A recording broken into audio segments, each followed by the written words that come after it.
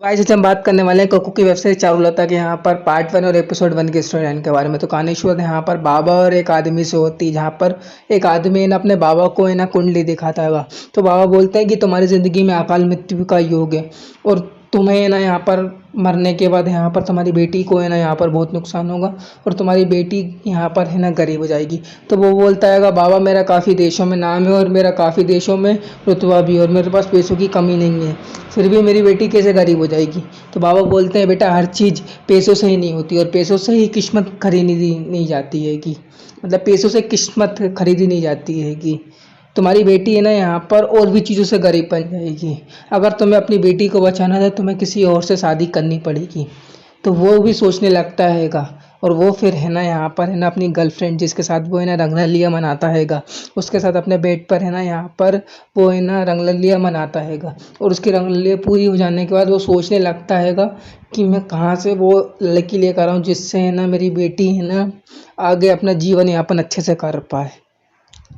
तो वो सोचने लगता है। तो इतने में ना जिसके बाजू में वो लड़की रहती है ना, वो बोलती है कि क्या सोच रहे हो, क्या आपको कोई दूसरी मिल चुकी है। तो वो बोलता है नहीं यार, बाबा ने कुंडली बताई है कि मेरी अकाल मृत्यु का योग है।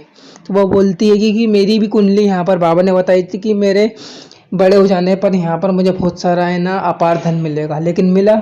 ये सब झूठी बातें हैं कुंडली मुंडली की। तो वो बोलता है एक काम करो तुम अपनी कुंडली लेकर आओ। तो वो कुंडली लेकर आती है। तो फिर वो आदमी है ना उस लड़की की कुंडली देखता हैगा और कुंडली देखने के बाद सोचने लगता हैगा क्यों ना मैं इसी से ही शादी कर लूँ। तो फिर वो है ना उससे ये बात बोल देता है कि मैं तुमसे शादी करना चाहता हूँ, तुम्हें मेरी बेटी का ख्याल रखना होगा। और वो भी मान जाती है क्योंकि वो वैसे भी करोड़पति आदमी रहता ही है। फिर कुछ दिनों बाद उस आदमी की मृत्यु हो जाती है और वो लड़की भी है ना उसने है ना उस आदमी से है ना पैसों के लिए शादी की होती है। और उसके कुछ समय बाद यहाँ पर उसकी जो बेटी रहती है ना वो यहाँ पर है ना एक लड़के से शादी कर आ जाती है।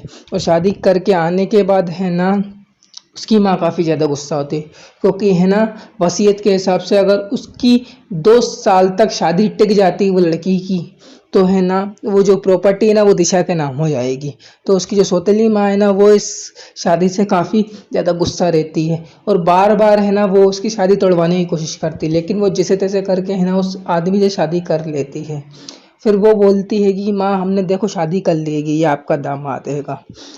फिर वो बोलता हैगा दामाद की है ना सासू माँ क्या है मैं थक चुका हूँ तो फ्रेश होके आ रही हूँ। तो वो फ्रेश होने चल जाता है। फिर है ना उसकी बेटी दिशा और जो उसकी सौतेली में वो आमने सामने खड़े रहते हैं और वो बोलती है दिशा कि आपने कितनी कोशिश करी थी मेरी शादी ना करवाने की, लेकिन मैंने भी ठान के बैठी थी कि मैं शादी करूँगी और मैंने शादी की।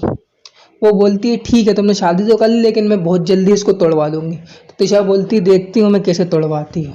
फिर वो अपने कमरे में चली जाती हैगी और उसके पति और उन दोनों के बीच काफ़ी ज़्यादा देर तक बातचीत होती रहती हैगी और आगे ना उन लोगों के बीच एक तगड़ा रिलेशनशिप कायम करने की बात चलती है।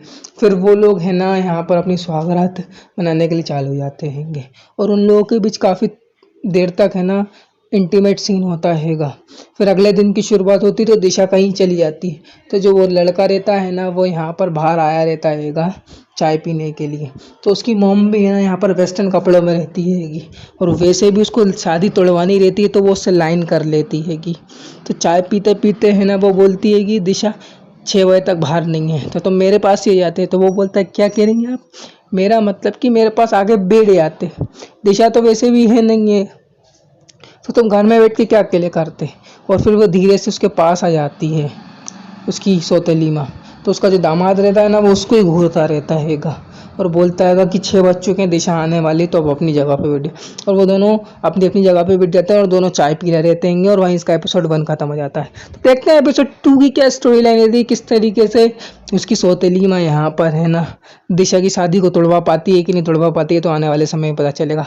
आज के लिए बस इतना ही। जिनने चैनल नहीं सब्सक्राइब करा प्लीज़ चैनल को जरूर सब्सक्राइब करें, वीडियो को शेयर करें और कमेंट करके बताएं वीडियो कैसी लगी। हम इसी तरह वेब सीरीज से रिलेटेड सारी न्यूज़ लाते रहेंगे। मिलते हैं अगली वीडियो में। जय हिंद जय भारत।